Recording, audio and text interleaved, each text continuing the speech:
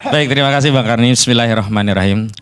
Untuk mengawali diskusi kita hari ini, saya tegaskan bahwa kasus ijazah palsu itu bukan domain privat Pak Roy Suryo dan kawan-kawan, tapi ini adalah persoalan publik, persoalan kebangsaan dan kenegarawanan, sehingga siapapun boleh bertindak untuk dan atas nama persoalan ini, mendiskusikannya dalam rangka untuk mencari kebenaran. Akan tetapi dalam kasus ini tidak ada satu orang pun punya wewenang bertindak untuk dan atas nama siapapun untuk menarasikan perdamaian jika pada akhirnya kedamaian tadi hanya untuk menutupi kebohongan, kedustaan, ketidakjujuran, apalagi ingin mengubur sejarah kelam soal ijazah palsu ini menjadi legasi sejarah yang memilukan bagi generasi selanjutnya. Kalau itu soal utang piutang, udahlah cincai, nggak apa-apa, udah utang lu saya lunasi, udah kita anggap gak ada udang, selesai, nggak ada masalah. Tapi ini bukan soal ansih perkara private antara dua orang. Nah, ini perkara kenegarawanan karena ijazah itu bukanlah milik orang biasa, tetapi seorang yang menjabat presiden 2 periode, bahkan menjadi kepala daerah 2 daerah, dan karena jabatan itulah kebijakan-kebijakan itu masih kita rasakan sampai hari ini. Misalnya, pilu sekali Bang Karni saya mendengar kabar ada otoritas negara dalam negara mewujud dalam satu bandara tanpa ada negara yang mengontrolnya. Dan ini tidak mungkin terjadi di era Prabowo Subianto hari ini. Ini bagian dari legasi kebijakan dari seseorang yang mustahil menjadi presiden kalau dia tidak punya ijazah. Dan saya juga ingin menghimbau kepada segenap pihak untuk bisa meluaskan perspektif pandangan soal advokasi, tidak ansih soal litigasi. Kami mendapat mandat dari Pak Roy Suryo dan kawan-kawan itu baik bertindak di dalam pengadilan maupun di luar pengadilan. Makanya di kami itu ada 2 divisi, Bang Karni. Divisi litigasi itu koordinatornya Bang Petrus Celestinos. Kebetulan saya yang diamanahi sebagai koordinator non litigasi. Sehingga soal damai itu sebenarnya bukan baru pertama kali disuarakan oleh saudara Faisal Assegaf. Bahkan sejak sebelum laporan pun saudara Joko Widodo berusaha mengintimidasi anak dari bangsa ini, bagian dari warga negara, untuk mencari kebenaran tentang pertanyaan-pertanyaan yang selama ini menjadi soalan publik, yang itu sudah memangsa 2 anak bangsa, Bambang Tri dan Gus Dur. Tapi itu tidak dibungkam. Misalnya somasi sudah dilayangkan kuasa hukum Joko Widodo untuk diam. Tapi apakah kemudian dengan somasi itu Pak Roy Suryo diam, tidak melanjutkan penelitian, masalah ijazah palsu itu menjadi selesai? Oh tidak. Dan ternyata ancaman itu dilanjutkan dan seolah-olah kebenaran itu akan bungkam manakala meminjam otoritas kepolisian menjadi laporan polisi, jadilah penyelidikan, naik menjadi penyidikan, dan di ujung ada orang-orang yang punya deposit akal sangat kecil menganggap ketika status tersangka itu bisa menekan orang sehingga bisa mendamaikan al-haq dengan al-batil. Gak bisa. Karena hari ini soalan yang hari ini kita diskusikan itu ingin dijawab dan diketahui oleh masyarakat tentang kebenarannya seperti apa. Bukan cincainya, bukan damainya, bukan 86-nya, bukan. Lalu apa kewenangan kita mendamaikan persoalan yang sebenarnya bukan tupoksi kita? Lalu kita, istilah orang Jawa itu, wong legan golek momongan. Nggak tahu sangkut pautnya, nggak ada kepentingannya, tiba-tiba menjadi pihak yang seolah-olah akan melerai. Dan mohon maaf Bang Karni, hari ini persoalan ijazah palsu itu belum selesai. Jadi jangan mengekstensifikasi masalah, diperluas ke Pak SBY, Bu Mega, kemana-mana. Enggak gitu, enggak. Kami juga nggak pernah mendiskursuskan persoalan ini sampai ke sana, enggak. Dan benar Pak SBY kalau ditanya soal itu, EGP, emang gue pikirin apa urusannya sama gue? Demokrat juga nggak ada urusannya, selama ini Demokrat juga sudah membantah begitu. Justru narasi yang diperluas, ekstensifikasi masalah ini, alih-alih mendamaikan suhu anak bangsa yang sudah mengkerucut pada soalan pembuktian ijazah, menjadi melebar kembali. Seolah ada masalah-masalah implisit dalam persoalan ijazah palsu, padahal persoalannya hanya eksplisit soal ijazah palsu.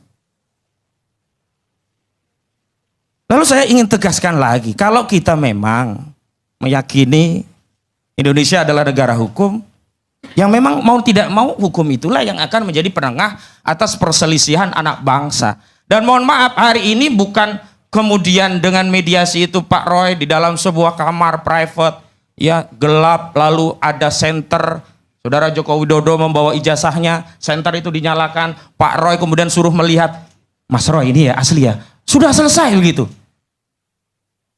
Lalu bagaimana dengan pembersamaan di channel video akun ini?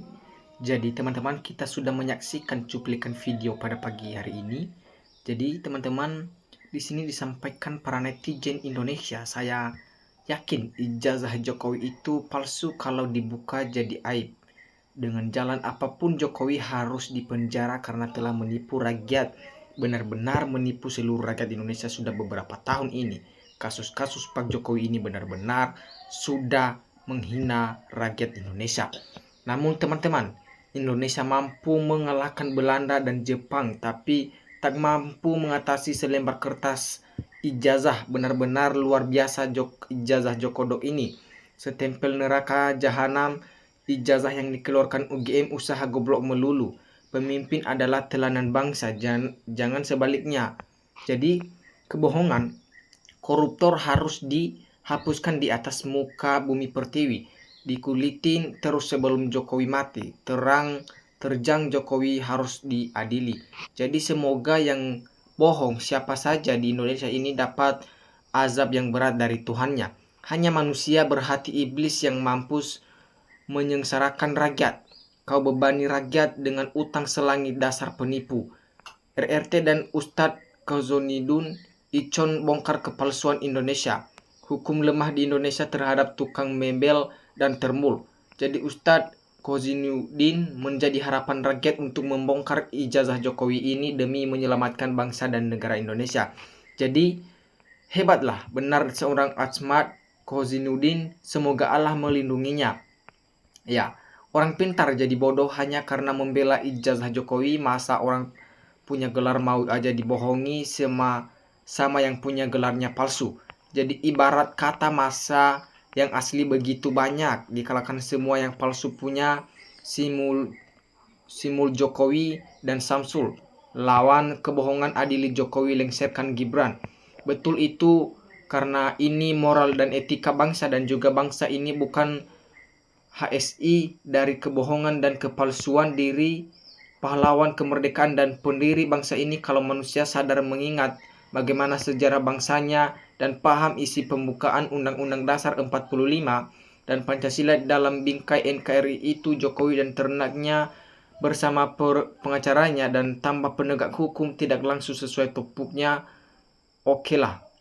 Memang benar Kozonudin orang cerdas, bukan pengikut si pembohong, pembuat gaduh. Termul berdasi, termul tidak tahu malu, penjilat, pengemis hukum, mengis receh. Jadi inilah contoh bahwa Indonesia nggak maju, banyak pengkhianat, sampah masyarakat. Lihat Asegab hanya pecah belah. Yang batil itu tetap batil, yang benar itu pasti menang. Pengacara dan pembela Jokowi harus dipenjarakan seberat-beratnya. Namun teman-teman, Kozonudin begitu cerdas dalam memainkan perannya sebagai pengacara, bukan untuk berada atau membela suatu kebohongan, tetapi dia membuka tabir kebenaran untuk kemajuan bangsa dan negara demi generasi yang berikutnya agar kebenaran tetap mencari jalannya. Teruslah berjuang untuk kebenaran di jalan yang lurus. Nah teman-teman, semoga Jokowi dan keturunannya panjang umur dalam keadaan sakit-sakitan, supaya dapat melihat kerusakan yang telah dibuat selama 10 tahun berkuasa jadi pemimpin Indonesia. Jadi lanjutkan Bang RRT Ahmad Kozonudin, bongkar kebohongan dan kebusukan rezim. Orang jujur tidak boleh kalah sama orang pembohong. Jadi teman-teman, mantaplah kalau memang seperti ini Kozonudin berani demi kebenaran. Rakyat mendukung Bapak kalau memang seperti ini, tindakan Bapak lah. Jadi sepandai-pandainya suatu kebohongan pasti akan ketahuan. Bohongnya sadarlah wahai termul. Ingat, membela kebohongan sama dosanya yang punya bohong. Ingat akhiratmu dunia hanya sementara saja. Jadi kita doakan saja yang jujur semoga sehat selalu dan panjang umur, dan buat yang bohong, merekayasa dan pendukungnya semoga Tuhan yang selalu secepatnya menurunkan azab yang maha berat buat mereka. Jadi teman-teman, mantap sekali Bang Kozinudin yang berani karena memang benar penegak kebenaran, lantang kepada siapapun yang bertindak, berlaku bicara tidak benar, jauh dari keadilan. Jadi bukan ini main-main negara ini. Jadi Andi Sawan membela nutupi palsunya ijazah Jokowi ini. Bicaranya berulang-ulang, ketar-ketir dari oknum-oknum UGM, kepolisian, teman-teman seangkatan kuliah Jokowi, nggak berani ijazah si Jokowi untuk diteliti oleh yang berwajib yang harus melibatkan Resmon CS di pengadilan. Jadi mestinya jalan sebaiknya harus ijazah asli ditujukan langsung ke pengadilan. Kalau yang bersangkutan atau pemegang ijazah tidak mau menunjukkan, jadi diambil tindakan, maka sidang harus diputuskan bahwa ijazah itu palsu atau tidak. Diputuskan langsung, punya sebarkan ke rakyat, dan hukum pelanggaran kepalsuan itu, karena dengan identitas palsu maka semua kekayaan atau hasil kerjanya tidak sah, perlu diambil oleh negara untuk rakyat yang selama ini dimiskinkan. Kasihan rakyat yang dibohongi selama 10 tahun menjadi pemimpin negara ini. Jadi semoga Indonesia mempunyai pimpinan yang jujur, baik, benar, dan selalu menerapkan keadilan serta kemakmuran di bangsa kita ini. Jadi semangat buat RRT, maju terus pantang mundur demi kebenaran rakyat Indonesia yang terzolimi selama 10 tahun. Jadi negarawan bodong bermodal ijazah palsu. Terima kasih Pak Ahmad Kozinudin. Jadi kita sudah menyaksikan ini benar-benar berita yang sungguhnya di Indonesia ajaib. Jika ijazah palsu dimiliki anggota DPR, menteri, dan penjabat lain segera diadili. Namun ijazah Jokowi, penjabat berwenang, tidak berani mengadili. Teruskan perjuangan keadilan dan kebenaran dari Tifa Bang Rismon, Bang Roy, Mas pengacara Anda penyelamat 2 kali bangsa dan negara buat generasi penerus agar menjadi pimpinan bangsa yang jujur, amanah, benar, dan bertanggung jawab. Hidup pejuang kebenaran, Allah selalu mendukung yang memang benar-benar wajib melaksanakan tugas kebenaran. Jadi itulah bagaimana negara mau maju dan sejahtera kalau memang seperti ini. Negara ada yang banyak korupsi, entahlah, serta berkeadilan bagi seluruh rakyat Indonesia. Bila soal ijazah Jokowi saja tidak bisa membedakan asli apa palsu, sebenarnya sekelas gubernur apa pakai ijazah palsu di penjara, tapi Jokowi malah yang ada dirusak lembaga hukumnya. Jadi bisa kita lihat di sini, kejar terus Bang Kozinudin bersama Rismon CS, rakyat bersamamu, karena Tuhan selalu menyertai yang memang benar-benar tindakan Bapak. Karena jadilah pejuang sejati, wahai Ahmad, tunjukkan yang benar adalah benar, yang salah adalah salah.